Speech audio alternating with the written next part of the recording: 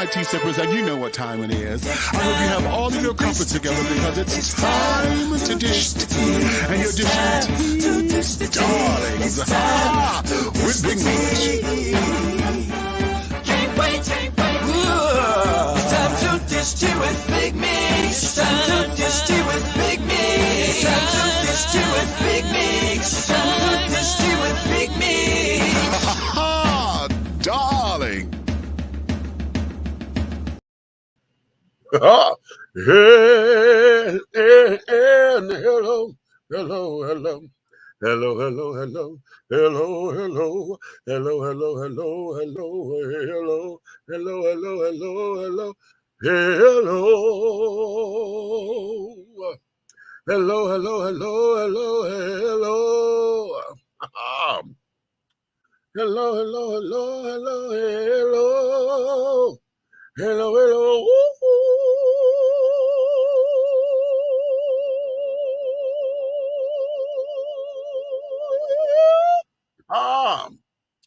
What's going on? To all of my tea sippers, my crumpet dunkers, my tea brewers, my pot stirrers, and my tea leaf readers. What's your tea? What's your tea, darlings? It's another glorious day, honey, and it's time for us to get all of this together, darling. So you know what time it is. I know you got all of your crumpets together because, darling, it's time to dish tea. And you are dishing tea, darling. With Big Meats. What's going on, babies? Yes. I seem a little discombobulated for just half of a second because I was together. They had to go get me something to drink. And I had to take this damn Motrin, honey, because my back has stopped hurting, but the Motrin started wearing off, honey. So it's not hurting like it was, but whatever this is, I'm gonna have to go get this checked out because I don't know. It's going on for a little too long. And I thought it was a muscle spasm because of how it catches. But I don't know. I got to go get this looked at because this ain't cute. Not cute. But in any event, what is your tea, my darlings, honey? It's Saturday, okay? And before we go any further, I got to shout out to my little grandniece, honey, Miss Alani. Okay, Miss Alani, honey, she turned a year old today. And her mom, honey, Miss Diamond, has set up and made sure that she did her thing, honey. So she went to make sure the baby had a birthday party and this, that, and the other. So I went over there.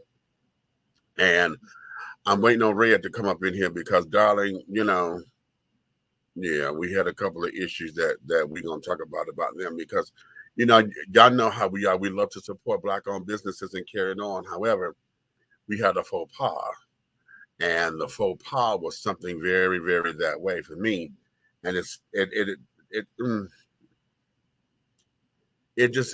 left a bad taste in my mouth. And I was like, okay, y'all got a cute little space here. It's just cute enough for, you know, like intimate gatherings and things of that nature. Like I'm looking at it when I went in there, I was like, oh my God, we could use it for a cute little place to put a show on, you know, intimate show. And I'm sure that without the tables, we could probably seat about 150 in there, just you know, in seat style or whatever.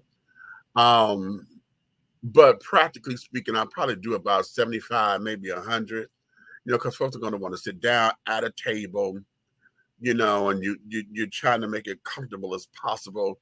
Of course, in that kind of space, you know, folks always want something for nothing because they're going to expect for you to feed them and shit, you know, and carrying on. And then I always got somebody on the team that want to feed somebody. I'm like, bitches, they ain't got to listen. They're going to go get some chicken after this is over anyway, you know.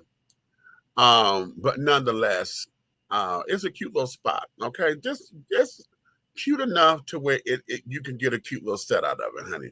You know, think of actually what would be cute, like to do a wine and cheese set, you know, and carrying on something upscale and sophisticated, but just a taint of hood, you know, just a little taint. Just a little taint, okay, of hood in it. So you don't get completely bougie, you know. And I think that there is cute. So yeah, that there be that. I'm trying to get the like to do right. No, I don't like that. Okay, that's better. So that there was that. But baby, from what I'm understanding, the way how they put that shit together or whatever, it was the company itself. And I don't know the name of the company. So I'm waiting on Red to come on up in here so that he can discuss the particulars. Okay. But in any event, honey. Goodness. This may end up being a short show tonight, honey, you know, depending on, because yeah, I have been, you know, running and carrying on, and if they don't want to see my new fan.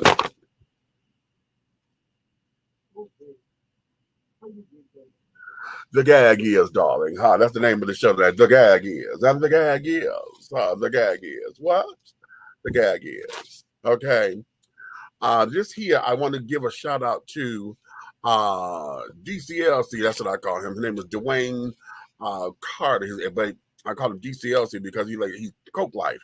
He loves Coca-Cola, honey. So Dwayne Coke Life Carter and his organization. Wait a minute, what's the name of the organization? Black. Shit. Wait a minute, I'm supposed to have that together, right? Hold on, let me go to my cash app. I'll tell you in just a minute. I'll tell you in just a minute. Because he did his little thing. And that was really cute. Come on. Blackout Getaways. That's it. Blackout Getaways. Okay. And he does a number of different events and carrying on. He's starting to get his own little social club together and, you know, cater to the man of size and the man of color and carrying on. So it's all good. What's going on, Michael? How are you, Mr. Perry? Ha, ha, ha. No relation to Tyler. Okay.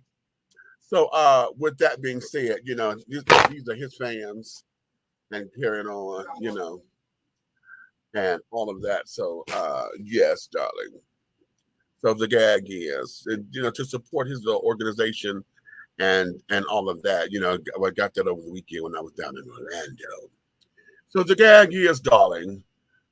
Today we're going to get a little serious, just a little bit, because I was reflecting over my own life, and here we are. We are 5 months into our new year.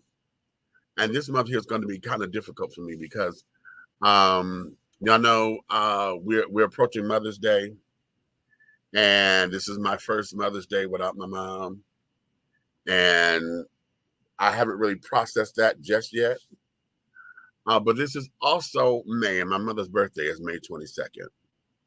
So, you know, just trying to process this down, and I think that's probably what's wrong with me, that subconsciously I know this, and I think my body is reacting to it. And I'm trying to consciously not be bothered with it, you know what I mean? But at the same time, this is 5 months into the new year. And y'all remember at the top of the year, and Karen and I was telling us, you know, we need to make our mission statement for the year and try to go about it like planning it in quarters, you know, the first 3 months of the month and second 3 months and carrying on. So we are in the second month of the second quarter of the year. Okay. And okay. So I guess my questions to everyone is, where do you feel that you are in the new year? Okay. How do you see yourself? Have you hit certain goals? You know, have you gotten accomplishments? And if you got accomplishments, did you celebrate the accomplishments? Or did you just put them on the shelf and be like, okay, that's done? Because you're so busy trying to be a machine and just checking off, to where you haven't had time to really celebrate that, yes, I got something done. Boom, this is done. Yes, this is done. What does that mean for you? What you still have to do? You know, what is it that should have been done that you did not do that you got to pull over? You know, for me, it's cleaning up this damn house. Okay, I was supposed to have that done within the first quarter by the end of March. I said I was going to have my house together by the end of March. I started. We got a good start. And then somebody came home. Okay. Okay. Came home. And the efforts that I had done, honey, were just thrown to shit. So I'm like, okay. All right. So now I'm starting back over. Okay. So I'm saying, well, let me do this. Let me start in a different area. And then maybe I can get some things done. So what I started doing, like in my bedroom, now I know what's what because I started pulling my son's clothes. So I got a whole bunch of clothes that are folded and piled up that I got to now place in bags and get ready to get rid of this stuff, right? And we're gonna take all that to Goodwill or whatever, so that folks can use the clothes because we got some really good clothes up in here. Some of the stuff is the stuff that I gave him when I was losing the weight and had lost a significant amount of weight. Well, now I haven't gained all my weight back, but I've gained a considerable amount back. And so a lot of that is depression and carrying on. The last few pounds that I've gained, I know is COVID weight and depression and carrying on. And I've got to find a way to get jump started back into getting me together. And I can see it. I got the vision of it, but now I just got to get practical with it and do the work. I have been not necessarily lazy, but just complacent and just not feeling it. You know what I'm saying? It's just been blah. And I know it has to be done. I just have not been able to get up to do it, you know? And so that there, I know I'm going to need some help. I'm really going to need some real help. Okay. And it's going to need some, and here's the thing, I'm going to need somebody from the outside, folks who know me, but don't know what the inside is working with, so that we can get this done. I've been saying that for a while because those who are on the inside, see, they're trying to sit up here and do this. My daughter over here, honey, she can't do it no more. Okay. She just can't because she'll frustrate me because her idea is taking everything and souping it in the box. Okay. And then, yeah, the table is clean, but now we got to go through this fucking box. And that there causes more work. So now I'm going to need somebody who comes in and be like, bitch, leave. Okay. And then when I come back, you know, this is what we did. Okay. Your shit is like this. You can't do it, so we did it. This is over here. The paperwork is here. This is here. This is here. Boom. We threw all this away because you can't do it. You know, I'm going to need somebody to do that because I get stuck. And that's where I am. So, you know, have the vision. Okay, this is what I want. This is how I need. Okay. And then we need to get it together. So that's the one thing that has not been done that should have been done. Okay. So we done pulled that over. But again, I started in a couple other places, Chad, because like I done started over here in this corner, honey. We got a lot of shit out of this damn corner, honey, that when I went to go look at it, bitch, I was mad because it was absolutely trash. And not that it was, I had to go through it to say it was trash. No, this shit was absolutely trash.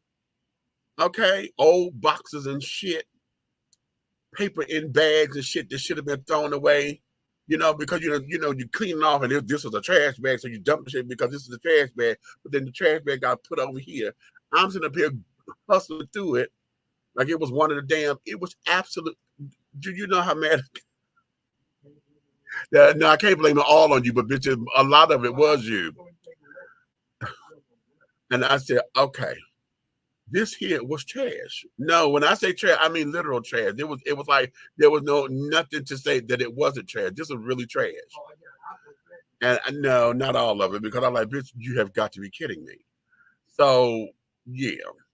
So we've got a lot of that stuff done and carrying on, you know, so we made progress. So that there is the accomplishment. I do have progress. So praise the Lord. So now it's trying to connect the rest of the dots. So what is it for you with 2022 that you have said that you set out to do? And what are your accomplishments with the year so far?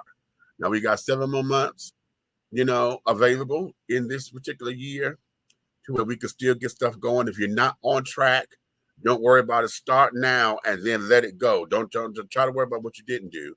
Let's start now and then let's start taking it along so that you can make the steps and make the necessary changes that you need to have a successful year. Okay. So what does that mean for you? What is your 2022 looking like thus far? Hey, Road. Yeah. No. So, you know, what is your 2022 looking like thus far? Okay, so let's see. For me, we've started the process of home ownership and carrying on. I'm involved with NACA, the program NACA, the neighborhood. What does it stand for? Let me get the acronym so I can say it right. Okay. Neighborhood Assistance Corporation of America. That's what NACA stands for. Neighborhood Assistance Corporation of America.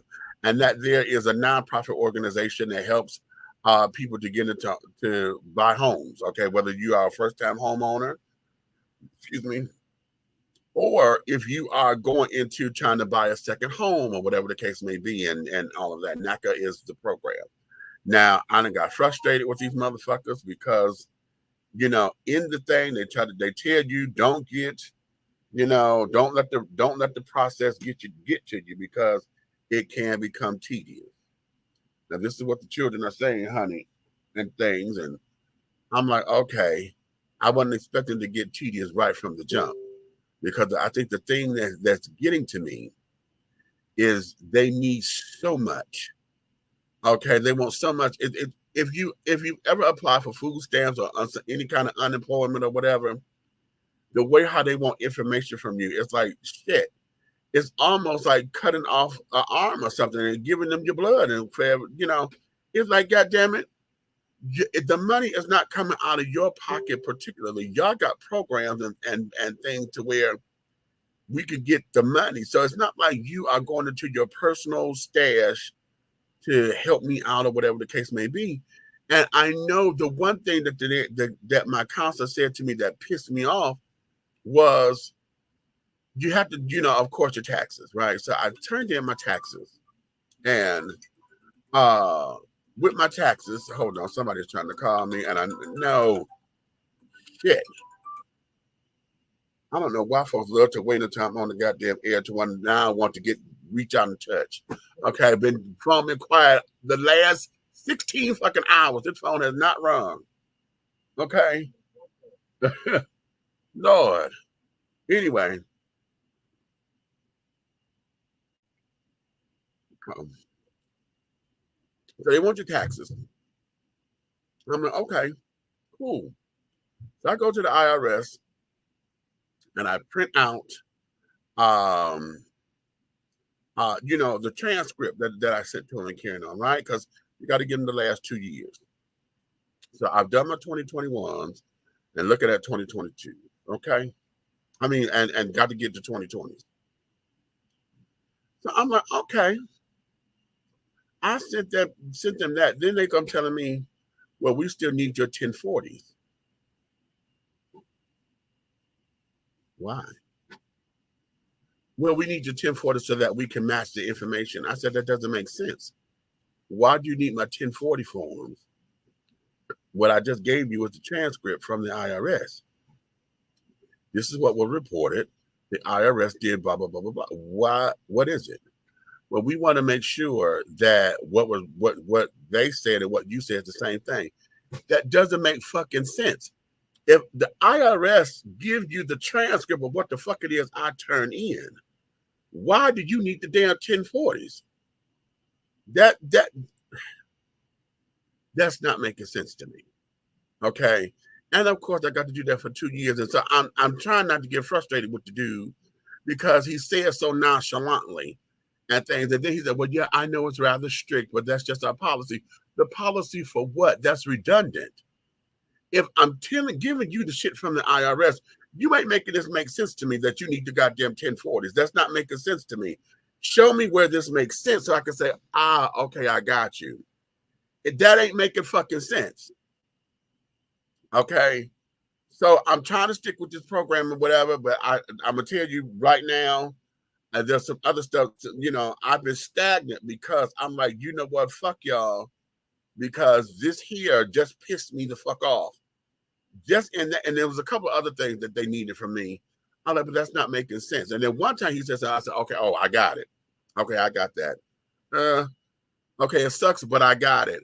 And I believe to me, I'm very fair when it comes down to those kind of things, because I'm like, okay, I get it. But this thing here, I'm not getting. I don't get that, and I need for you to make this make sense, okay? So that there is that. So I've got to get back on track with getting this stuff done, because I had, I think my next meeting is coming up. I got to look at when my next meeting is. It's not May, I think it's in June. My next appointment that's scheduled with them.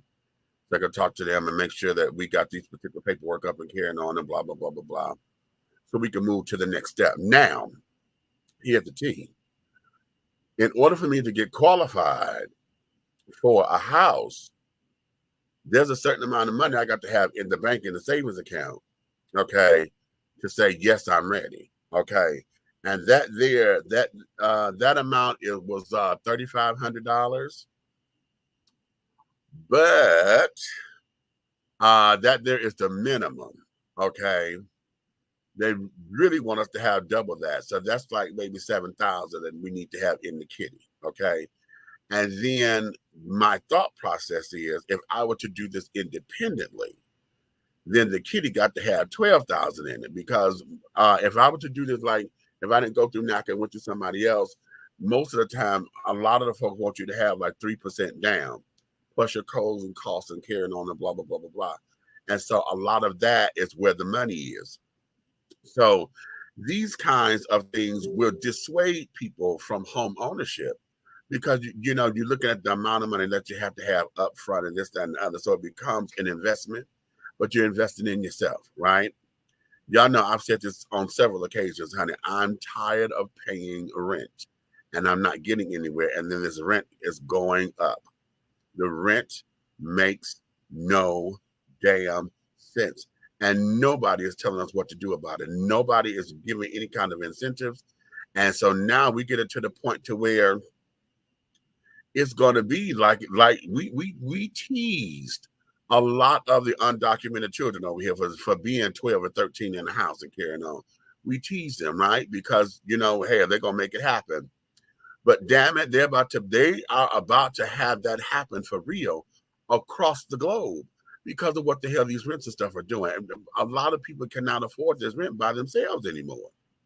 Okay? You cannot afford this rent by yourself, you know? And that there, perhaps this is a way, you know, maybe this is a spiritual awakening for all of us, to where we're getting to the point where,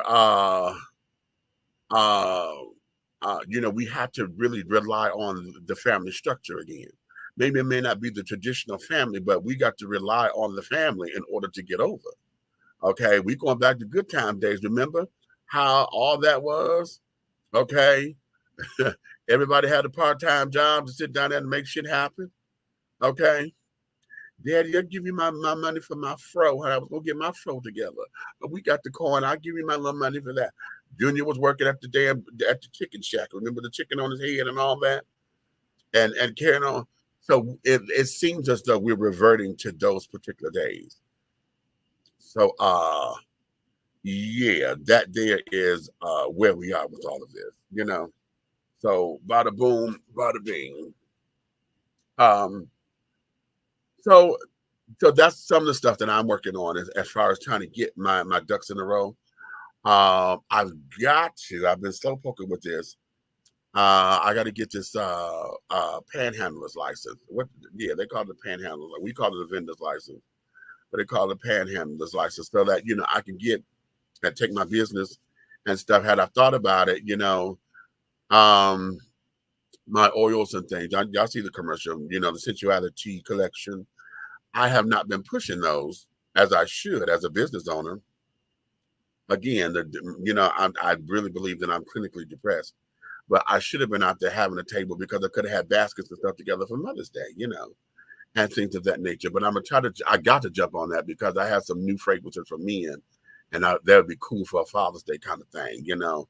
give your daddy some oil and make him smell good and shit. Go buy him a new hat, you know, and let him get his shit together, honey. You know, I got this one called the Godfather of Soul, baby. That is a kill for, honey. That Godfather of Soul, yeah, that's hot. Okay. So that there is what we're looking at, you know. So what is your 2022 looking like thus far? Michael, what are you saying over here? You said, I've been wanting to start working out before summer. I'm tired of holding my stomach in all summer.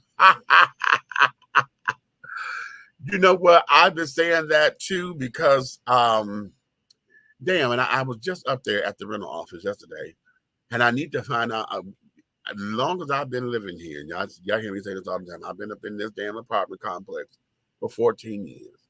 I have not one time used our gym, okay, our exercise center, I'll call it that. I've gone through it, I've looked at the equipment, but I have not utilized it, okay? There was once a room that we had that was open, but the last time I went up in there, I see that they have renovated it and it has weights and free weights and all that kind of stuff up in there. But I need to see if they still have the room in there to where we could get a Zumba class. I would like to get into a Zumba class or whatever so that I can have a low impact aerobic kind of thing. Because, you know, dancing doesn't feel like exercise, okay? And with structured dance, you know, they give you the moves to do. You know, you can sit down here and you can really get a workout on, and you can absolutely burn the calories in this, that, and the third. Now I want to do that, and I want to get on the treadmill so I can get back into my walking and carrying on. I got to strengthen my legs because I have circulation issues. Okay, and they told me at one point that what was it? It wasn't neuropathy, but it's in the family because I have a pinched nerve somewhat in my hip that goes down my left leg, right? And it's because they told me I wear my belt's too tight or whatever the case may be. And I'm like, my belt is too tight. That doesn't make sense. You know, how did the belt get too tight? Because it's not cutting off anything I wear. You know, how I wear my belt, make sure my pants don't fall or whatever. So it's comfortable for me. So how does it become too tight? But whatever this is, I guess because of my stomach and carrying on was pressing up on with the belt, and it presses up on that nerve. So now, every now and again, my leg would like try to go to sleep on me and shit or whatever, and then I can feel the difference, like when if I'm sitting too long or whatever, all of that. So yeah, you know, I can't sit on the floor. You know how you sit on the floor, you cross your legs. You know, after so long, my legs will fucking go to sleep. Or right after cross, they get cold, and I have to sit down and get myself together. I'm like, what the hell is that? You know, they told me a circulation issue. So that there is something that I need to work on and things that I can get my circulation going and get the blood pumping right and carrying on and blah, blah, blah. Okay. So I said all that to say that I wanted to go over here. Aunt Nikki even said she was going to come around and, you know, we could work out together, blah, blah, blah, blah, blah. But I've never gone up there to find out if we were back open 100%, you know, with the lockdown and carrying on the COVID lockdown, they had shut the gym off and all of that. So I don't even know how it was working nowadays, you know.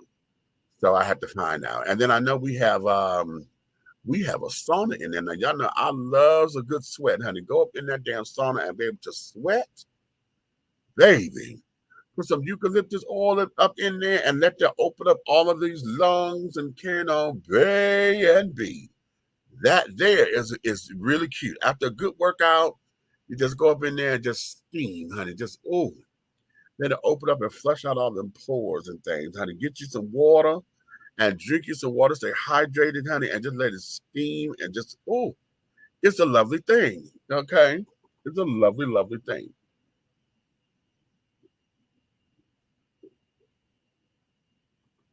Oh, as Otis Mack will say, pardon my indulgence. Okay. But yes, darling. So that there are some of the things that we're looking into. Okay. So, all right. Where are my people? Okay. All right. They're gonna have me solo again. Okay. Anywho, that there was that. Let me do this. I want to get into the cards and a couple other things because yeah, it's just one of those things. It's a chill vibe. Have y'all been in the chill vibe or whatever? I haven't burned no sage today. I should burn some and well, my table ain't together. Otherwise, I light a candle, honey. I sit down here and be up under the chill. Let's chill, and vibe. And, ooh, like we're in a smoky little poetry set, and just sit down there and just snap your fingers and talk to me. Y'all know what I'm saying, huh? You know what I'm talking about? So, yeah. So let me do this. I'm gonna take a little commercial break right here, early in the game. Let me find out who's coming up in here, who ain't. Okay, and then when we come back, what I am going to do, I'm going to get into the cards because we haven't done the cards in a minute, and I'm gonna start here. Well, you know what? Let me ask this question, and then when we come back, I'm gonna look for y'all to answer it. Okay. Now we'll start here since we're talking about vibing and carrying on. Should adults be allowed to buy alcohol for kids at parties in their own home? I'll repeat that. Should adults be allowed to buy alcohol for kids at parties in their own home? Let's have that conversation, honey. For those of y'all who want to be friends with the kids and shit, okay? Yeah, let's do that. Okay, let's do that, honey. We'll be right back in just a couple of minutes, baby. Where do I want to start? I will start right here. Angelo Ellerby, the Henry Higgins of hip-hop, is the founder, president, and CEO of Double Exposure Media Relations.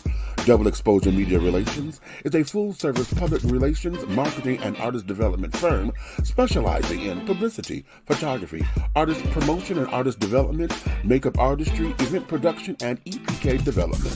Celebrating over 45 years in the industry, Angelo believes that a culture that does not take care of nor respect its artists is a culture that leaves nothing behind to appreciate. Let Angelo help you make dollars and cents of the entertainment industry. Contact Double Exposure Media Relations at 201-224-6570. That's 201-224-6570.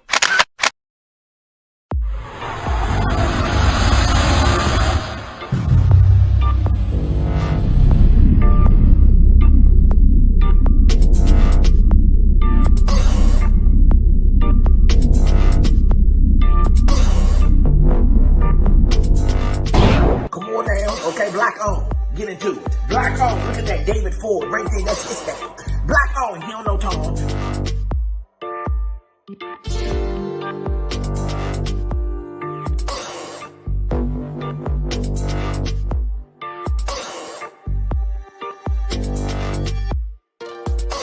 Look at that David Ford, that's his thing. He don't know Tom. Yeah.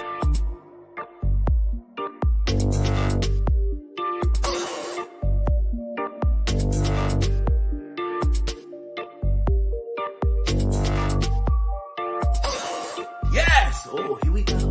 Oh, I can't see the demons. I can't see the demons, but I can see the light. We are creating black luxury across this country.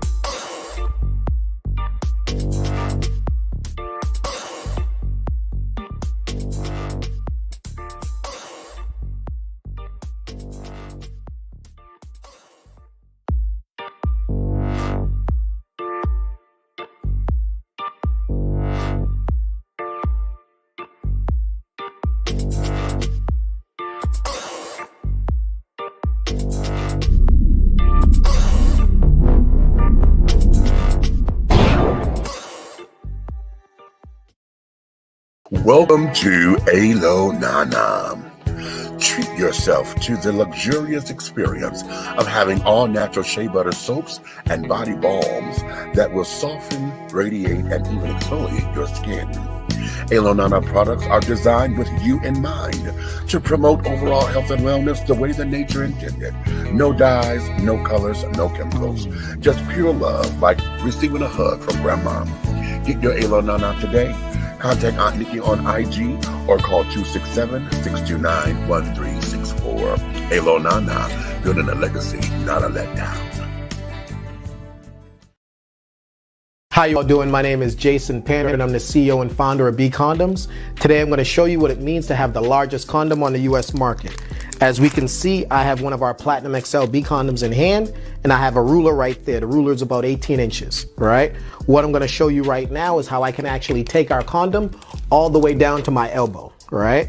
So what you can see, we're pulling it all the way down. Now keep in mind, not only do we have the biggest condom in the market, our condoms are also pH sensitive, they're vegan friendly, they're organic, and we don't contain any of the fillers that other brands have. B Condoms, biggest condom on the US market, takes you all the way down to the elbow. Make sure to protect the culture. Thank you and take care.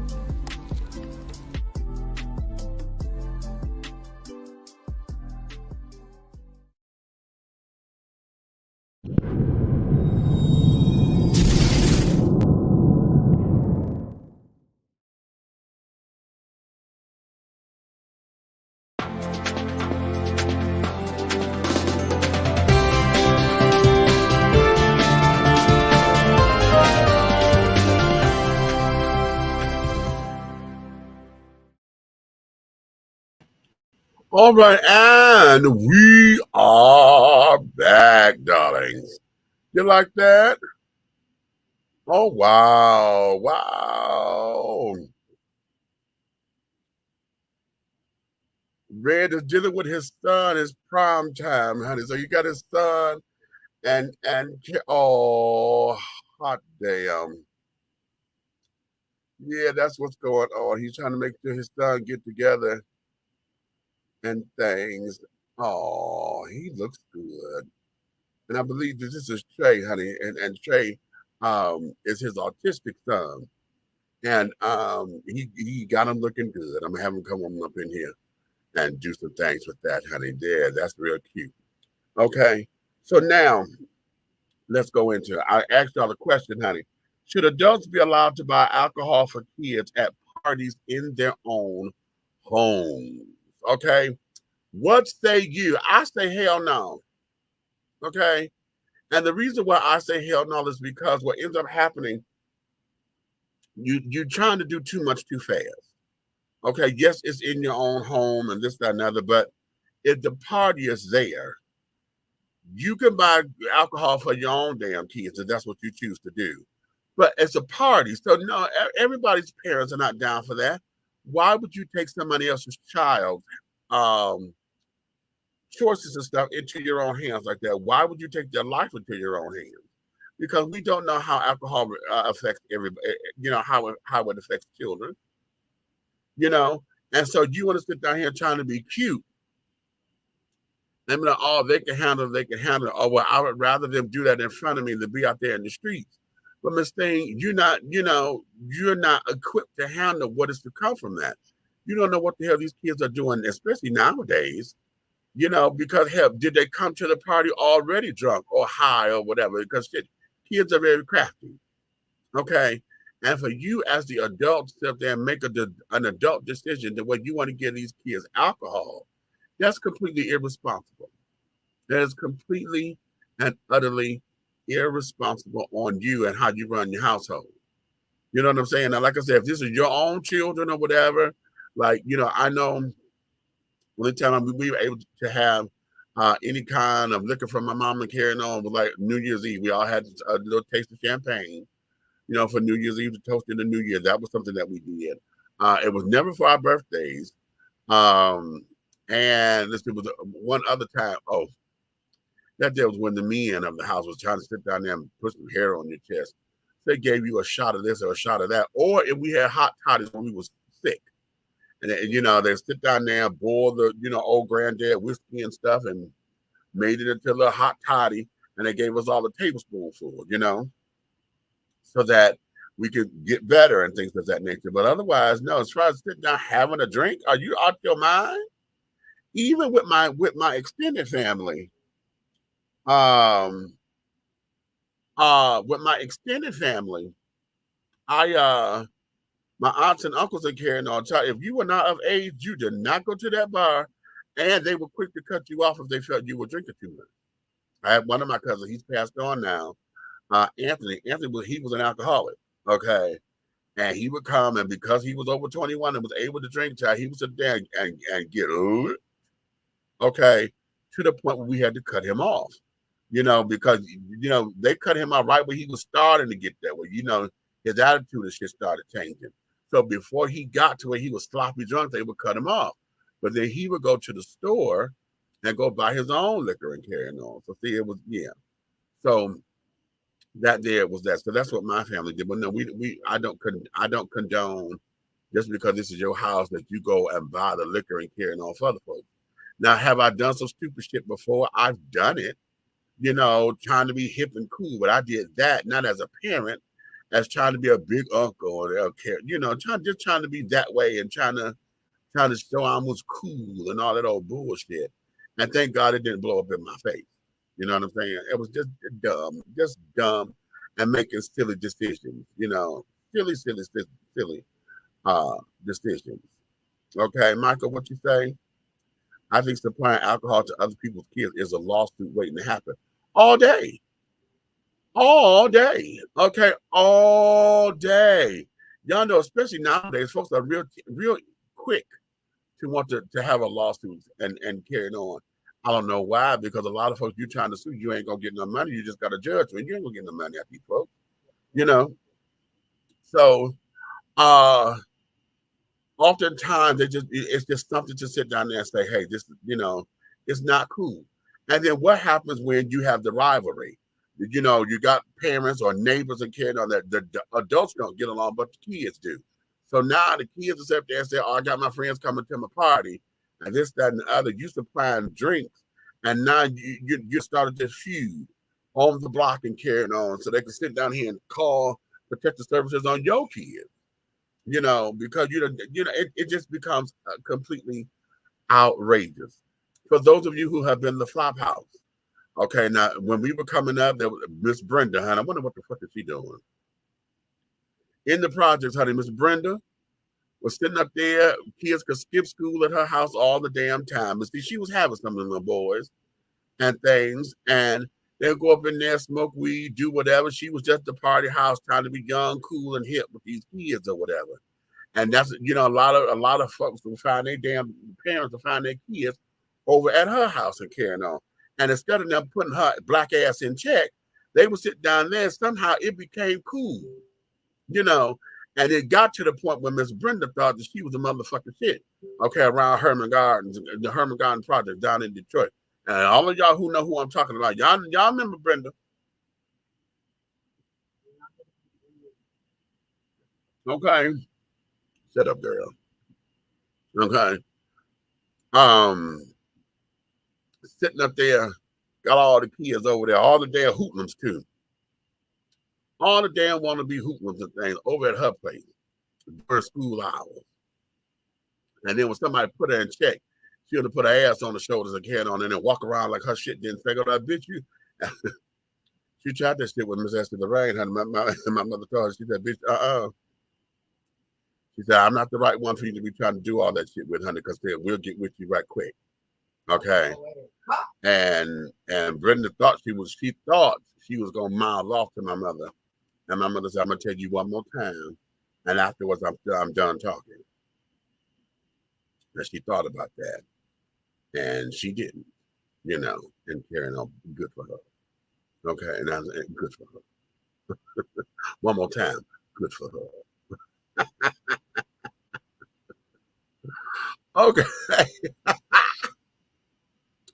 Good for her. Okay, so now, next question. Y'all are quiet up in here today. Okay, listen, if don't nobody come up in here soon, I will shut this shit down, child. I will shut it down.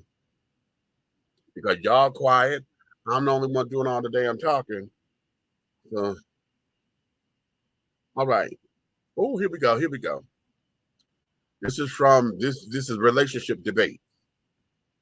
A person you love only likes you in return.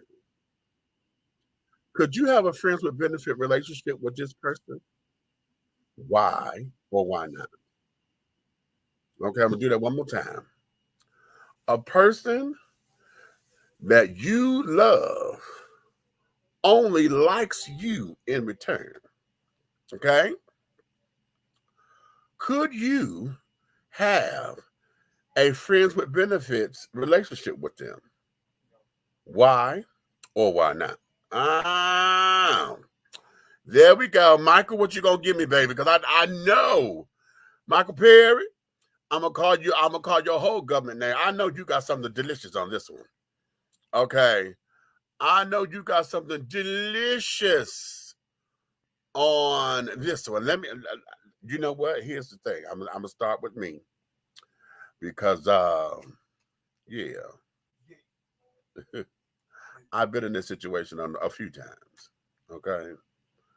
To where, you know, the person I'm digging the kid on, I have fallen madly, but they only liked me, you know. And there now a couple of times there was friends with benefits dealings. Other times it didn't become friends with benefit, it just became friend. I got put in the friend category, which is usually my life. Okay. Most of the time I always get put in that thing of, okay, oh, you're so wonderful, you're so this and you're so that, but you're such a good friend. I've never had a friend like you, and blah, blah, blah, blah, blah. And then y'all heard me say this before. The whole thing of, well, I just don't want to disrespect you because what we have is so cute and so wonderful. What the fuck do you mean disrespect me, bitch? We talking about fucking. Okay. The hell you mean disrespect me? You know? And all of that. So what they were trying to say that I've come to accept later on in life as I ascertained it and you know, broke it down. The whole disrespect thing is, you know, a lot of folks don't know how to have sex and leave it there. You know what I'm saying? You got a good thing, and the folks are like, well, if we have sex, it's going to ruin the friendship. It's not supposed to ruin the friendship. Sex is never supposed to ruin the friendship. Okay? Never supposed to ruin it. Okay? But what happens is you have to realize that what we share is beyond what sex does. You know what I'm saying? My best friend and I had to find that out. We've had sex a few times together, but what we discovered was our bond was more than what sex was supposed to do. This is why consummating a marriage is so important. Okay? A lot of us are looking to get solidified through sex. Okay? And everything that you feel and this, that, and the other, sex intensifies it when it finally happens, right? And it builds together and it brings all that together. But for us, and most of my friendships are like this, if it's on a spiritual level and we connect spiritually, sex doesn't do anything for that. Especially if we were not romantically involved.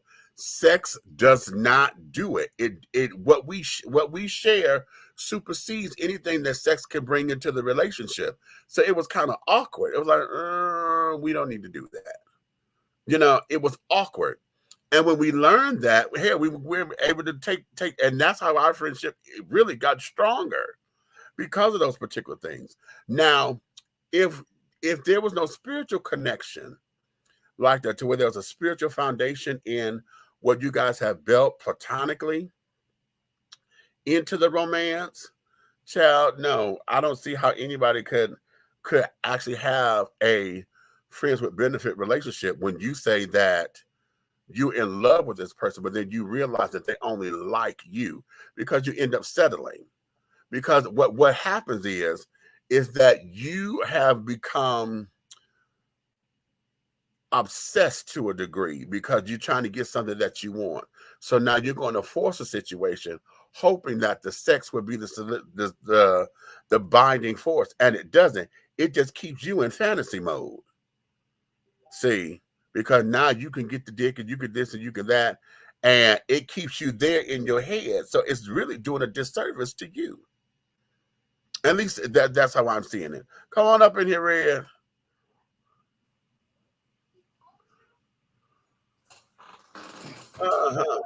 Good evening.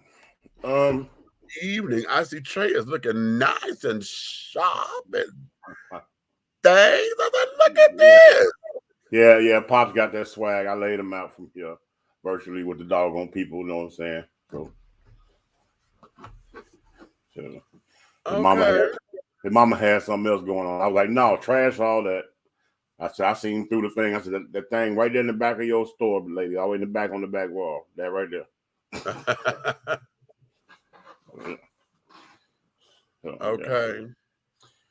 But yeah, he having a good time right now. So I'm gonna tell you like this, Meech. You mind if I go ahead and just touch on the subject? Okay. Well, we are in such an indiscreet, unsensual phase of life right now. That's good. That's real good. Because everything is taken to heart with no emotion involved, a text message, conversations through social medias. People are building up feelings electronically. Right. And what behooves me is this. Everybody answers some things when they don't have a statement to say. They use emojis, right? Right. Well, in the world that I'm saying, if we're going to make that world be what it is, then just like we have the unspoken things that we don't like to talk about, that we have people like you and I have to bring out of people to, right? And they thinking it but not saying it. So they have an emoji like when you liking something, right? They got the heart thing. It says love, right? Right. Okay. If we take love and we take it to the real world, God is love, right? Right. So that love right there, we can't take that one to the bedroom. Hey, Rod, what's up? We can't take that to the bedroom, right? Right. So I feel like if there's some type of intimate feelings or some type of spiritual feelings or some type of connection of intimacy or emotional connection within the technology, I believe they should come out with an emoji, get the same heart shape, but they should put a UN in the middle of it. Unconditional love. Okay. You feel me? And instead of liking something all the time, people get excited. Oh, you have all on your page and these issues and these doggone, these HOEs, they all over the place, liking. Well, I feel like that's a little petty because just like me and you, we can like the color periwinkle and can't stand the color plum. Right. But it's still a shade of purple. Right. So here it is. The other emoji that's missing is the one that has the tongue coming out in a curve, and it's lick, not like. Right. Shut up. You understand? Okay. So when you see that person or you communicate with that person, and if you hit the lick button, that's loud and clear. Right. Okay. Your mind, yeah, that's loud. Like, you know what I'm saying? It's like, okay, I'm past liking you. I'm trying to lick you. Right. Or if I done caught feelings, I'm gonna hit that UN hard because now I'm in an unconditional state of mind when it comes to you. You make me feel a certain way just when I see a text from you. Mm-hmm. See, people got to learn when and where to wear that thing on their sleeve. Oh, there you go. That's good. You understand what I'm saying? Because I'm gonna tell you like this. I've always had female friends. I don't know if that was my destiny to be able to understand women or communicate with women, or Maybe I had some type of spirit in me at one time. I don't know what it was. Okay. Because even at 9 years old, my clique that I ran the streets with out in the playground in front of my house. Yeah. It was me, Dana Dawn. I was the only guy. Then when I got older and started doing my thing in the street hustling, I didn't have a group of guys around me that was my thugs and my security and everything. I had a group of females. Okay. I pull up to the club in my truck. You know, they say, I don't like to ride with a bunch of niggas in the car. Well, I pull up. I don't even open my door because other 3 doors pop open. The one that got to sit next to me that night driving up front walks around the front of the truck and opens my door and lets me out. The other ones get out and they stand with me while that one takes and go parks my truck. Okay. So when I go to messing with one of them, everything gets imbalanced. Uh-huh. Because who's the most emotional creatures? Okay. Right. If all of them was on like, okay, we're talking social media now. If all of them was on like and they walked in and they caught me with one, I'm on lick. Right. Now the likes trying to figure out why they didn't get licked. Okay. You know what I'm saying? Now they're gonna be mistreating the other one. Now I just messed up because I had good friends with no benefits, well trained, loyalty. Now you just disrupted it because all you had to do was lick one. Well, shut up, fool. So that friends with benefits thing is a dangerous place to go.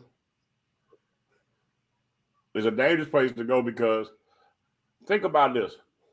I'm gonna give y'all the scenario, and it showed me. I learned this lesson because it let me know how women think. I was friends with somebody over 10, 12 years, right? Now, granted, when I first met this lady, beautiful, okay? All I could think of is, what would it be like? Okay. And Princess Dad. Okay. What would it be like? Right? So with that in mind, I kind of had to suppress that and stay building this major bond, right? And then 12 years later, we get into a situation and it becomes a fellatio war. Yeah, because when I went in like I had on gear and I was going down to doggone fight the octopus at the bottom of the ocean. I'm trying to tell you. But it was all that suppressment of the subconscious over the years. You feel me? You done been such a close friend. You done seen it. You done helped dress it. You done helped shave it. But you never got it because you was the good friend. Right.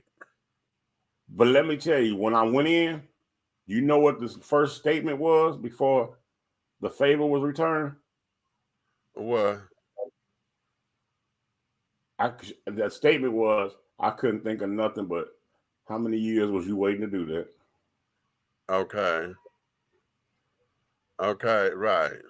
So that's telling me, woman, that it was in your subconscious as well. Exactly. So that's why I said when we visit these places, they're not actually taboo. They're just unspoken. Okay. A lot of people look at it like it's taboo, but it's unspoken because women need it just like we need it. They want it just like we want it, and vice versa. You know what I'm saying? When it comes to that, everybody has the same issue when it comes to a sex drive. It's either high, low, or medium, but you got one. And you're just walking around here like you don't want none at all. Okay. And that's and that taught me something for her to make that statement. You know, the light went off in my head. Like, damn, that means this could have happened long time ago, and this possibly could have been built up to something where this was the one. Right. But again, we don't order our own steps, so that maybe that just wasn't for me. And that's exactly right. It wasn't. And now that's the other side of that particular discussion. Because, you know, the whole idea of I'm in love with you, but you like me in turn. Yeah. Is that really for you? You know, oftentimes we sit up there, we stay in fantasy mode, coulda, shoulda, woulda, and put it into place what we think this ought to be. And then there are moments where you actually get it, and you realize it wasn't for you. I've had the moments where I wanted something to happen very badly, but what ended up happening was I was let down. But over time came, I absolutely saw who the hell this person was. And I was like, oh, I dodged a fucking bullet. And you know what? This been me, bitch. We be. Did you take a when you did that? Did you pat yourself on the back? Not necessarily. No, that I gave all that to God. I didn't pat myself on the back for that one. No. I'm saying because you had to. Yes, God did it, but you had to listen. God gives us a choice. I was like, oh, honey. I was like, oh, child, I dodged this. Don't forget this. I don't never discredit God. God is the reason everything moves the way it is. He's the Alpha and Omega. He's the dog in the beginning. He's the creator of all that. But my thing is this. He still gave us choice. He told you and you listened. Okay. Yeah, because it was difficult. What it was, it's not just listening to it, it's just that, you know how you just stew in it, wondering how come it can't be, you know? Yeah. And you're like, damn, but how come, God? Well, how come? And you know, every time, and then of course every time I think I got something, it ain't never here, and ain't never for me, and blah, blah, blah, blah. And then when the reveal comes, and it's like, this is why, but oh shit. And you want to, you know what? And I'm gonna tell you what's crazy. Remember what you said about it happening, but it stayed right there. Yeah. Well, I had two of them. Beautiful. Oh my good God Almighty. Beautiful, both of them. Everything a nigga would want, like, right? I was able to have it, but I wasn't able to have it. You understand what I'm saying? Right. So I've had nights, two separate occasions in my life with two separate people where I wanted them to be that so bad, but they never would bend to that. Right. Only thing they would bend to was bend over. Right. But when it comes to that, I wanted them to be that person. And like I tell you all the time, I'm not the mother nigga. I'm a real man. Both of them have had me alone in a room by myself crying, trying to figure out what was wrong. Because I thought it was like maybe something was wrong with me, but then after a while, when you start learning things about yourself, I looked at it like that was my karma. I had done so much to so many. I was allowed to be emotionally trapped in something that the other person wasn't emotionally in. Right. Feel me? I understand what that felt like. I wanted to buy a ring. They wanted to get a nut. It's two different worlds. Hello. Right. Okay. Right, honey. Right. And for a heterosexual man to get an attitude when one of them gets pregnant by somebody else. Oh. You feel like, wait a minute, why you couldn't give me a baby? You know what I'm saying? Like, That's what, you know what? I hope all the wanna-be real men are listening right now. We have an estrogen side in us that will make you sound like a whole female. Okay? Exactly. And when you're going the gag is, well, you sitting there and you sitting there thinking there's some whole soft stuff, but ain't nothing soft about love. You sitting there going, oh, all the times we done doggone. Well, I was making love. She was having sex, and why we couldn't have a baby? You know, you sitting there as a man saying this, right? So what you just had was a woman moment, because a woman wants to have a baby to secure at least 18 years of your life locked down. Boom. And you're a grown man sitting there having that same thought and don't even realize it. Boom. Okay. I'm gonna let this go, because. But you know, for me, and I've told this story one time before. When I had met my friend Joyno, and he's passed on. We met off a chat line, but the conversation between us had become very intriguing, you know. And he told me, he said, I don't get this kind of conversation from folks, you know. And I was like, really? Okay. So we started off with the whole idea of, okay, well, you know, I've never had any friends that I have not slept with. And so I want to, you know, I want to start off a new leaf with everything. And I was cool. I was like, okay, well, you know, that's fine. We got wonderful conversations, you know, et cetera, blah, blah, blah, blah, blah, and yakety smackety. But then in that, we had, you know, locker room talk. So now we're talking about our own conquest and carrying on, who we didn't have, how this happened, blah, blah, blah, blah, blah. Well, in that, you know, he turned around and ended up sending me a dick pic. Okay. And in that changed the game. Because then it started the whole idea, like, damn, he got a nice package and this, that, and the other, blah, blah, blah. But then all of a sudden, now you sent me the picture, but now you're telling me that I can't have it, and then you fucking everything around me. Everything. In fact, some of the same guys, you know, we were attracted to almost the same type of guy.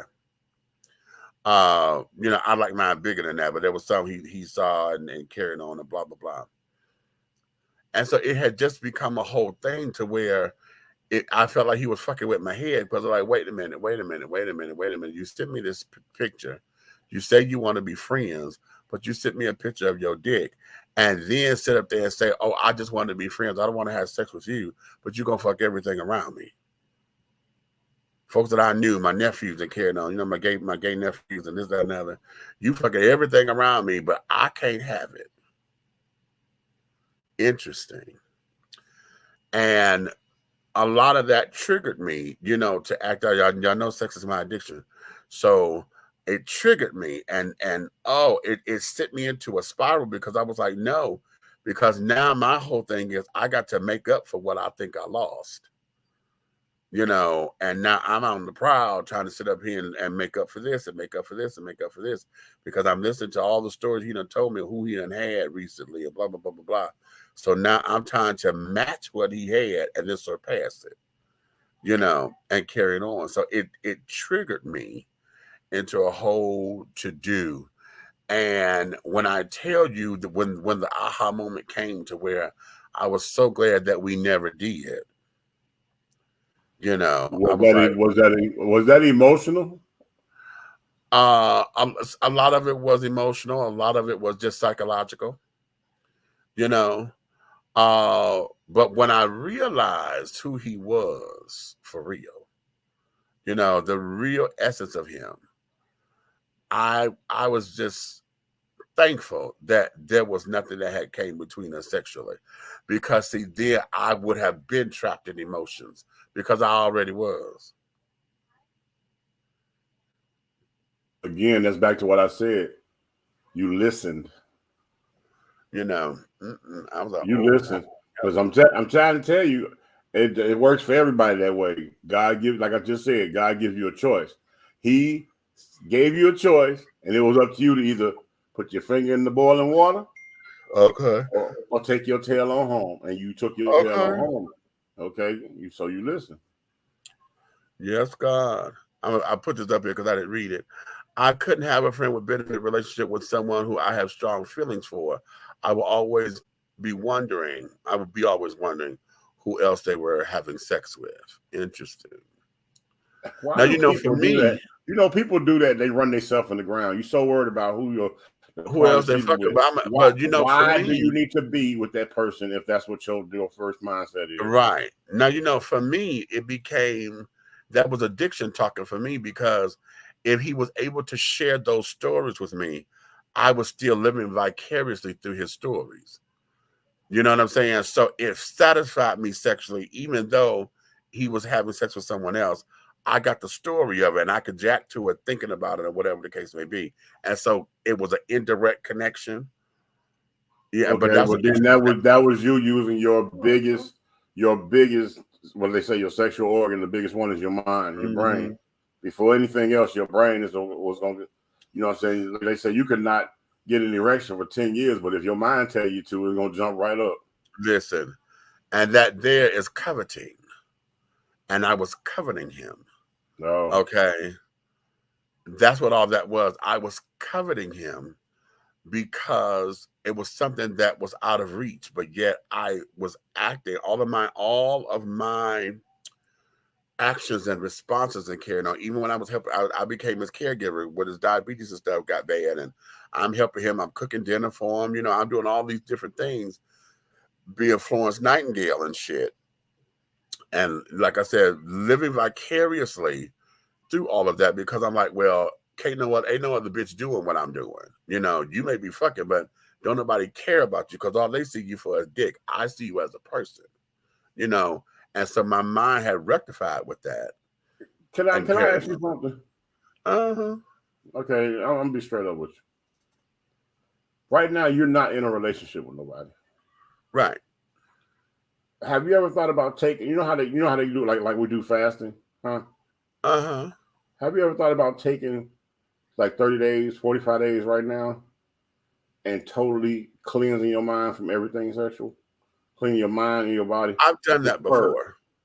Just purge. I've done that before. Every time you feel like you want to have some type of sexual encounter, like read a scripture or start writing another book. You know what I'm saying? Something creative or something. I've done that before. Because, in fact, do you know why I gave up sex for Lent once? I did. I gave up sex for Lent. When I lived in New York, I was abstinent for 2 years. And I only lived in New York for just under a year. I was abstinent for 2 years. And during that, did you do anything spiritually cleansing? Yeah. That all that was spiritually. Anytime I do something like that, it's a spiritual cleansing because I had to do something else with that energy. You know, so we had to take it elsewhere because listen. I know what it's like. I'm not trying to get all in your business. I'm just trying to. I know what it's like to have a spiritual hug from God, because I had got so low one day, and this is with a former roommate of mine back home in Detroit. And after everything I was doing for him, all I asked him for was to just hold me and sleep with me, you know, just to hold me in his arms, because I was like, I just need to be held. And this was somebody I allowed to come and live in my house. I'm helping him take care of himself and carrying on. He had just had a medical diagnosis that was traumatic. So I'm sitting up here helping him through all of this. All right. And the one time I said that I needed you, you said no. I said, okay. So I wanted to get a drink. Oh my God, I wanted to get drunk so bad. But all the liquor stores were closed. That wasn't gonna make it go away. That was going to intensify your issue. All the liquor stores are closed because it was after 2 o'clock in the morning. So the liquor stores are closed. God. And I called my mama and I said, Mama, I said, don't nobody love me. I said, I just need to be held and won't nobody love me. I said, but I want a drink. She said, baby, you ain't gonna find it at the bottom of a bottle. I said, Mama, I know, but I just want a drink. I just want a drink. And she said, that ain't gonna happen, baby. She said, that ain't going to happen. She said, but if your feelings are hurt, she said, go on and cry it out. She said, go on and cry it out, but you can't find it at the bottom of a bottle. I said, I know, Mama. So we talked a little bit more. And when I hung up from my mother, I was in my bed, and I just closed my eyes, and I just started meditating. I just said, Lord, I just need to know that I am loved, because I do so much for so many people. And it just seems as though I'm being taken advantage of, or when I need somebody, nobody is here for me. And all of a sudden, I just saw this huge, it was a gold light, right? And I just said, Lord, just hold me. And when I tell you, I was in that damn bed, and I felt the arms completely wrap around me and rock me to sleep.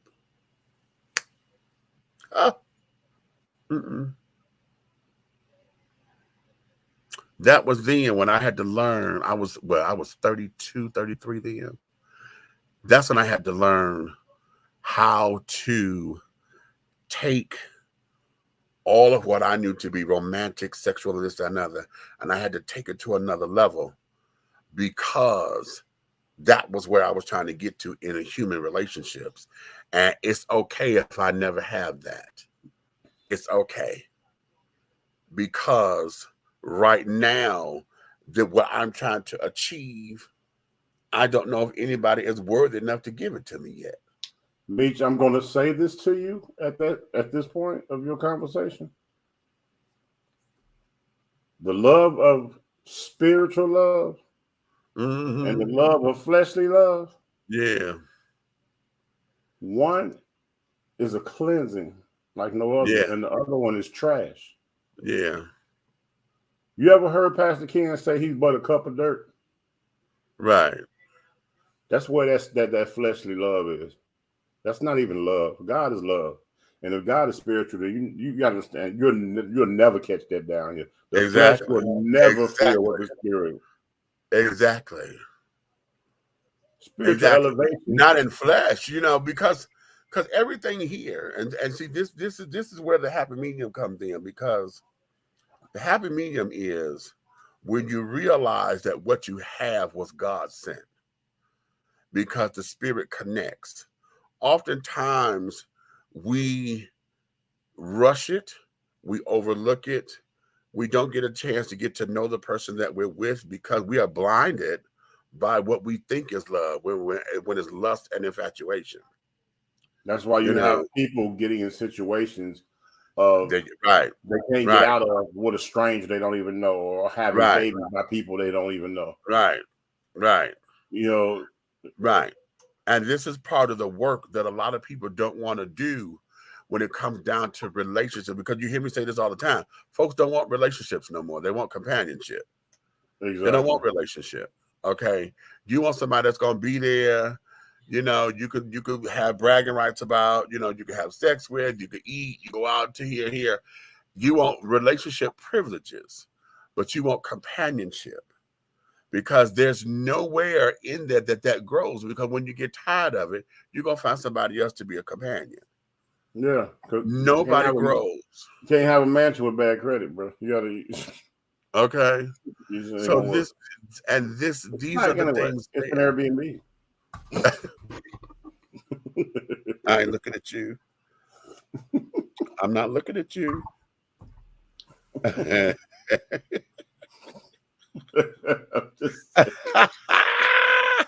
I'm just saying, man. Hey, it's an Airbnb. So in these kinds of cases, a lot of that. This is why relationships are not what they are. This is why folks, grow old or get dull with it, because you never took time to learn the person. You never which is why courtship and intimacy are necessary. And intimacy does not mean sex. Intimacy is when you spend time, when you're absolutely, getting to know the person. Hey, let me tell you, I knew when I was changing, right? I'm gonna tell you when I knew that I was becoming the man that I knew that I could be, right?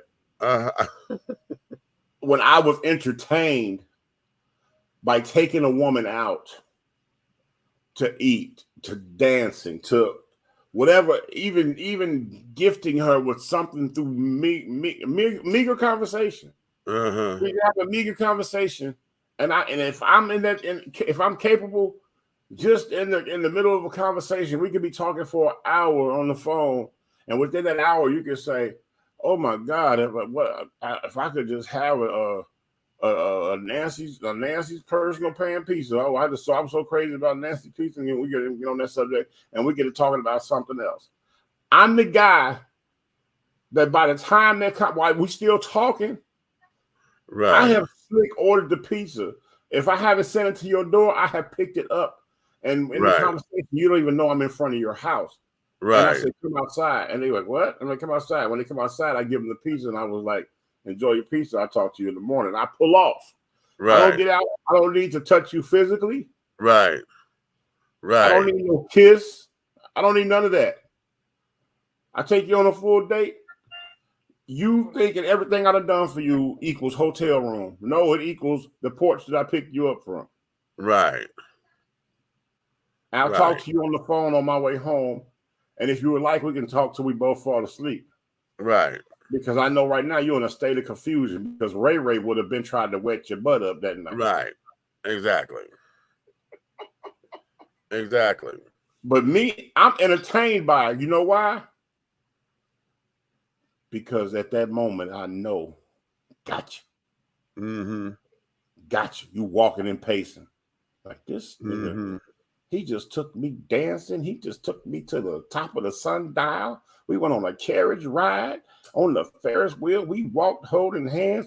We talked about my life, my family, my people, and the things I've been through. And he gave me some spiritual and some advice, and everything is about whatever, and then brought me home. At that point right there, you know what happens with that woman or that a significant other, whatever you got going on. When you do that, they exhale. Right. That is the biggest orgasm they have. That is the biggest orgasm they have ever had in their life. Right. Right. Because now they want more and more. And normally when I do that, I'll do that 1 or 2 times. If I'm really, really feeling you, I would do that 1 or 2 times. The next time when you push to come lay up with me or spend the night with me, I will take you through the ringer. Like I would run you a hot bath, put the towel in there, the bath and body work stuff. You'll be looking like, yo, all that in the bathroom, set it in there and say your bath is ready and go back in my room. Right. You go open the door and there's candles going and everything. I'm in my room. I didn't come in there to see you naked. Right. So enjoy your bath. Right. And I will ask you 30 minutes later, whatever, are you ready to get out? And they're like, yeah. And I will come in there and pick that towel up, wrap it around you when you step out, wipe your feet off, bring you in there, oil you down. You put on your night clothes. After you put your night clothes on, you're sitting there. Would you like something to drink? Soda, whatever, wine, whatever you got going on that evening. Right. And then we sit there and we will watch a program or have some conversation. The whole time in your mind as a female or other, you're like, oh, yeah, it's just going. It finally got him. I'm going to give it to him tonight. And then you lay there and hold her, kiss on the cheek, and go to sleep. Right. And you get up the next day and you take her to breakfast, you take her home and say, I had a great time. Can't wait till we hang out again. She is devastated. Exactly. Why? Because the rules of Ray have destroyed the black woman. And there you have it. But you got guys like me that know when God sent his wife to him, and I treated her as that, my queen. So I didn't date her. I didn't try to sleep with her. I courted her. Uh-huh. And there you have it. And that there is where, you know, I hear you say this all the time. The art of courtship and intimacy has been destroyed, honey. It's lost. It's lost. But you can save a lot. You can lower the divorce rate if we teach it to our young men. Exactly. But everything is so microwave. You want everything right now. You have to. Yeah. Okay. Right. I know what you're saying. This is crazy. All right. Next question. Let's go to the next question because we'll be on this forever. Yeah, because that question is deep. Yeah, but they're supposed to be. Like the mines of Minota. Okay.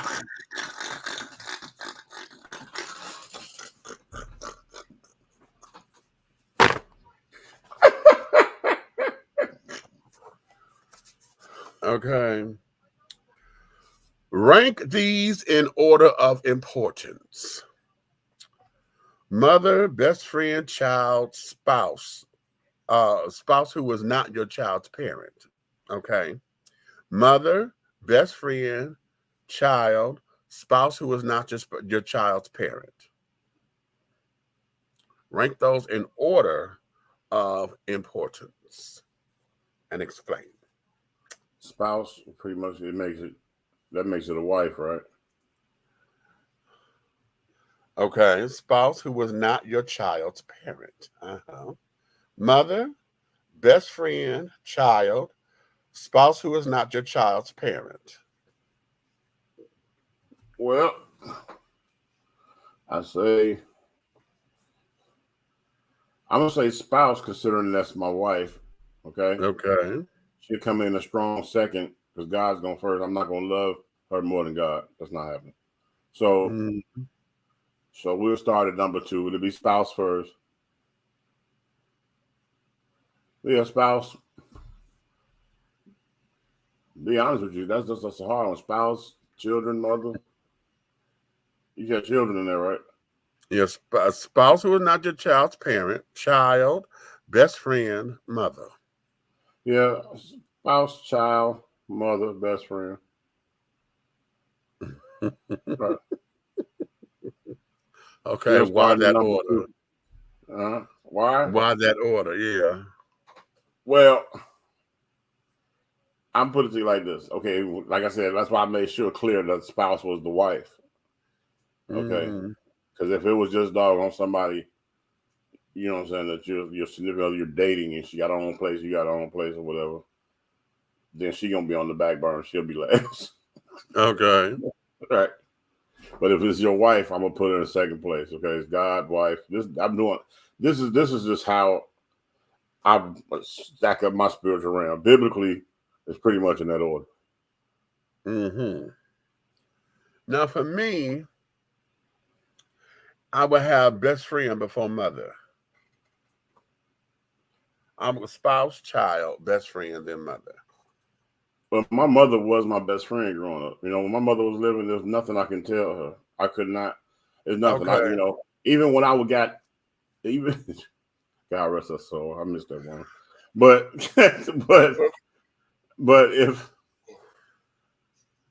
even when I started getting sexually active as a young adult, right? My mom raising a man child, I could throw her $20, $30, and she'll be gone for 5-6 hours. Stay out of her room with the rule. You feel me? So right. that's the gangster mama. You know what I'm saying? So right. The only rule was stay out of her room. For me, my mother and I had the same kind of relationship.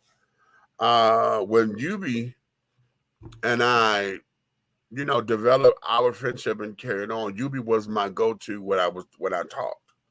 Okay, so I would call him before mama because we were constantly running in the same circles of this, that, and the other. So when shit happened, that's what it was. Child who was not spouse who was not your child's parent. Okay, yeah, of course they had, because that means that's the current relationship. Okay, that's the current one. So we're living together, we're this, that, and the other, and blah, blah, blah, blah, blah. Okay. Of course, the child comes next because I'm taking care of the child. We got to tend to the needs of the child and this, that, and the other. And like I said, my best friend, because my best friend is basically in this relationship with me. indirectly, because anytime I got mad or whatever, blah blah blah. My mother, see, for me, even though we have that kind of relationship, there's just times where I did not want my mother to worry about me. So I would not call her with forthcoming. Now, I would talk to her, when the time came, and I would tell her. But yeah, it would be that I didn't want her to worry and get into her thing, because I'm like, listen, you've given me the tools. I got it. Let me do this. And I wanted to see her prosper and to thrive and to do what she wanted to do. Then there was other siblings, because I'm the firstborn, so she had the other ones to deal with. So yeah, that's my order. Yeah, interesting. Okay, let's go to a real talk question. Okay, gotcha. All right, good night. Oh, okay. What are your thoughts of boycotts as a form of protest? Which have been most successful? Again, what are your thoughts of boycotts as a form of protest? Which have been most successful? What are my thoughts of boycott? So what does that last part mean? Like, which boycotts have been the most? Which ones have been most successful?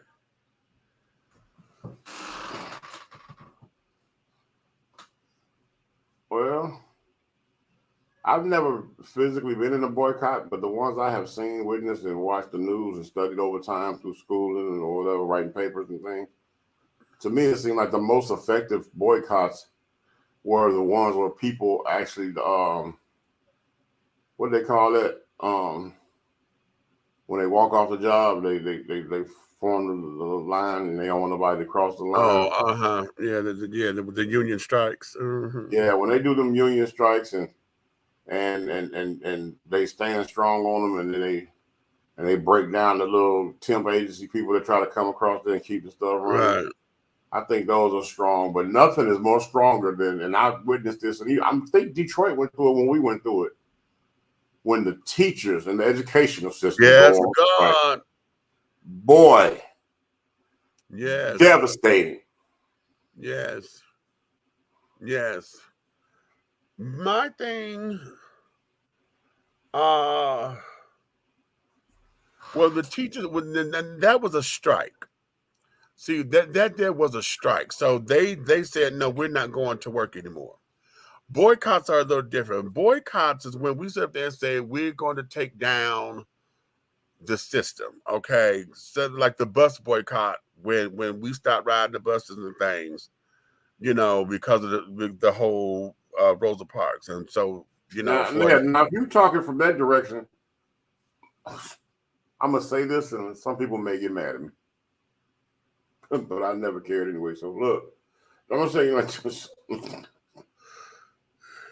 I don't believe, I don't trust the boycott game system when it comes to my people, because my people are the quickest to backstab, talk crazy behind your back. You know what I'm saying? They're to revert, to go in reverse. They're so monkey trained that they don't know what it is to use the power that we have. We have more power than they could ever understand. Exactly.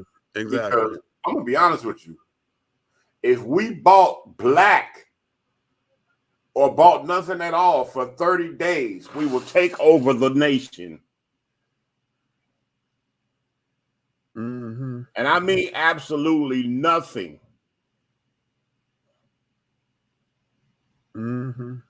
You cry about having control or having some rights to make things happen, you will make the stock market crash. Afro-American people. Right. That's a hostile takeover. Right. And we well within our rights. You can't do nothing to us about it. You can't make me spend money. Right. How about that? Listen, that the principle Kuumba. Mm. Okay, creativity. Mm-hmm. Okay, and the principle of it's ujamaa, which is collective works and responsibility. Mm-hmm. Okay, and wait a minute, what's the other one? Ujima, that's the other one. Ujima. Ujima. Ujima. That was the one. That was Okay. mine when we did that last year. I was. I had Uh-huh. Ujima. Yeah. That was Ujima is the other one, and that there is cooperative economics. Mm-hmm. Okay. Those three principles, because Kuumba, is it Kuumba or Nia? Nia's purpose. Nia is the 6th day. Faith is Imani, that's the 7th day. I think it is day number 5, which is Kuumba. That there is when, there's creativity, because that there is when that's the gift exchange day, if you're doing all 7 days. And on the gift exchange, the idea is that you don't spend money. It's the handcrafted. Handcrafted something, right? Okay. If you must buy, then you're supposed to buy from an African American owned store. Okay. Mm-hmm. And whatever, right? But those are the principles of Kwanzaa. You see, as a child, I won a contest during the Kwanzaa week. And when we got to that part of the creativity part, the reason I won out of everybody's display of their craft, is because everybody had one thing, at least one thing, that they had to make a purchase of on the on the L display. Like they had boards, how to get the boards and all that. Yeah. Okay, they had the boards, okay. But I didn't buy a board. Okay. Let me show you how, I told you I've always been that kid, the dog gonna make the teacher go, what in the hell? You know what I'm saying? Right. What did I do? I go outside, the lady who got the nice yard with the big, pretty red and green flowers, and they got the leaves on it the size of a dinner plate. Yeah. I reach over her yard, snap one of them leaves off. Then I take that leaf and I wash it.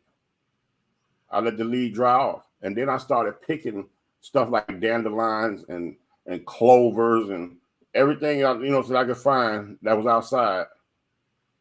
Just little stuff that was growing. Right. And you know what? You ever got a dandelion? Remember how, you grew up in the Midwest. Remember the yellow dandelions? And you remember when you squeeze them, that stuff that come out? Well, that stuff dries up like glue. I kept putting that stuff all on the thing, and I was sticking the flowers to the leaf. Okay. And I created the word love, and that's what I turned in. Oh, love. Okay. But do you see what I did, though? Mm-hmm. Nothing came from nobody's store. I purchased zero. It was all nature. So the people that had the stuff that did similar stuff, they either bought a poster board or they bought macaroni noodles. Or get what I'm saying? Or they bought glitter on top of, when I explained why I did what I did, nothing they could say to me. They was just like, yo, just give it to them. Just give it to them. Right. Since we've had the bus boycott, I don't think we've had any other boycotts that made sense. Because, or at least that has not been as successful. Everything else, we faltered. We did not want to see it through the distance. We got tired. We grew weary.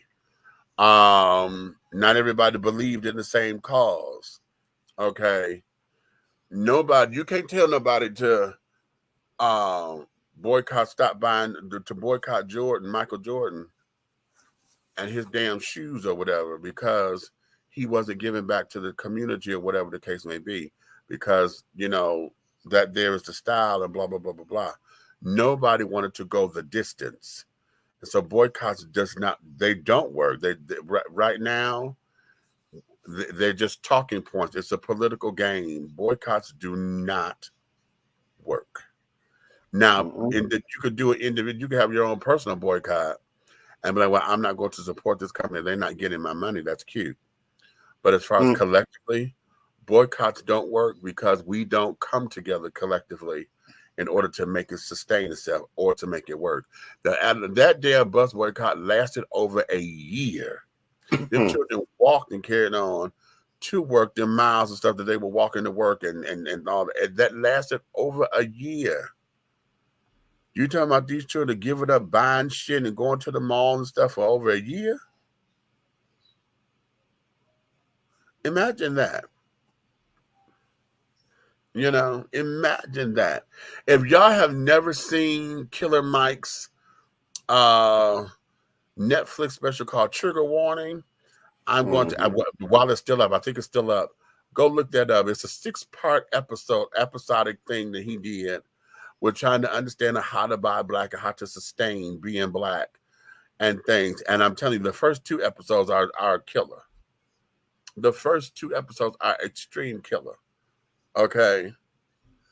And it shows us our deficit in what this is. You know, we're so far behind the 8 ball on this one to where it is really, really, really, really ridiculous that as many people that we have who are entrepreneurs and things, and I said this the other day on the show, we have so many new founded black millionaires through hip hop and carrying on. These folks are making a coin, but none of us have come together to say, hey, let's do this. I wonder how many people have partnered. In fact, Magic Johnson didn't have a lot of partners when he was putting together his shit, you know, for his organizations and the things that he put together.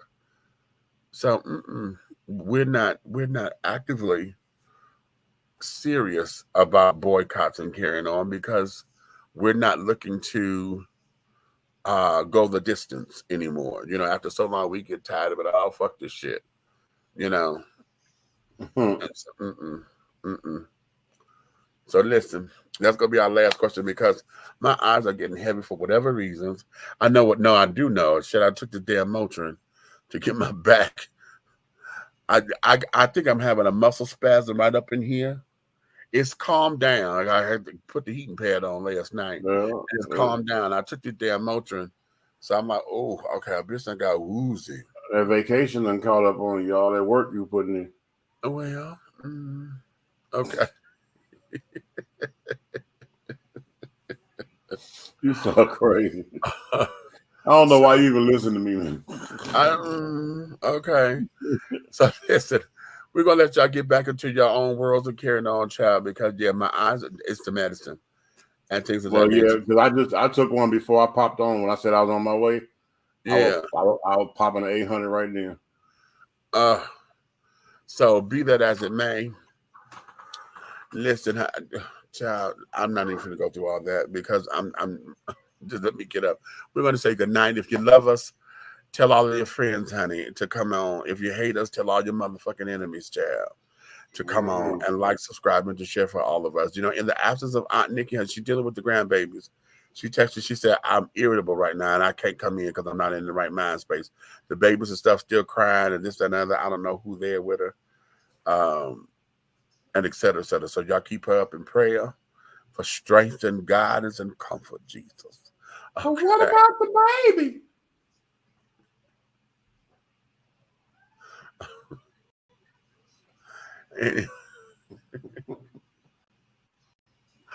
We gonna say, I'm not fucking with you.